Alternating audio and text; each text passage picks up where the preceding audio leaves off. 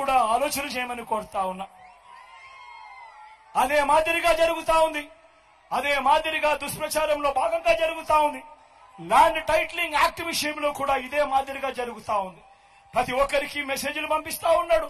ప్రతి ఒక్కరికి కూడా ఫోన్లు చేసి చెప్తా ఉన్నారు, మీ భూములు జగన్ కాజేస్తాడు అని.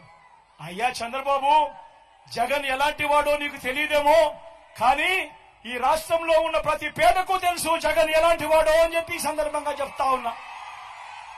జగన్ భూములు ఇచ్చేవాడే కానీ జగన్ భూములు లాక్కునేవాడు కాదు నీ మాదిరిగా అని చెప్తా ఉన్నాడు. ఈరోజు అసలు ల్యాండ్ టైటిలింగ్ యాక్ట్ అంటే ఏమో చంద్రబాబు నాయుడు గారికి తెలుసా అని అడుగుతా ఉన్నాడు మీ జగన్. అసలు ల్యాండ్ టైటిలింగ్ యాక్ట్ అనంటే దాని అర్థం ఏమిటో తెలుసా?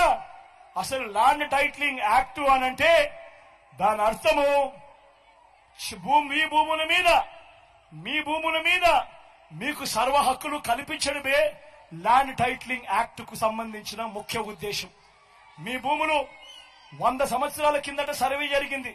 బ్రిటిషర్లు ఉన్నప్పుడు సర్వే జరిగింది. దాని తర్వాత ఏ ఒక్కడు కూడా సర్వే చేసిన పరిస్థితులు లేవు. ఎక్కడా కూడా 15,000 గ్రామ సచివాలయాలలో 15,000 సర్వేలను పెట్టించి ఏ ఒక్కరు కూడా ఎప్పుడు సర్వే చేసిన పరిస్థితులే లేవు.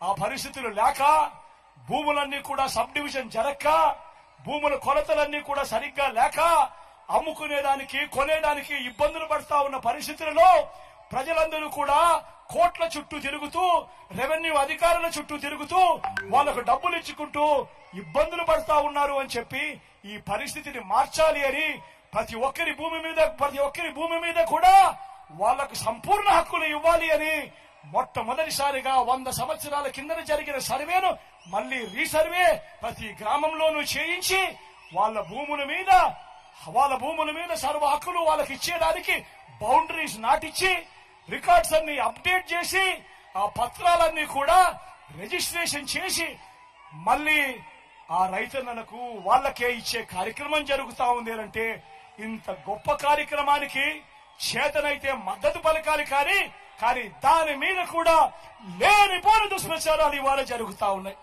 ప్రతి ఒక్కరిని కూడా ఆలోచన చేయమని కోరుతా ఉన్నా. అదే మాదిరిగా నిన్ననే ఈ పెద్ద మంచి చంద్రబాబు నాయుడు గారు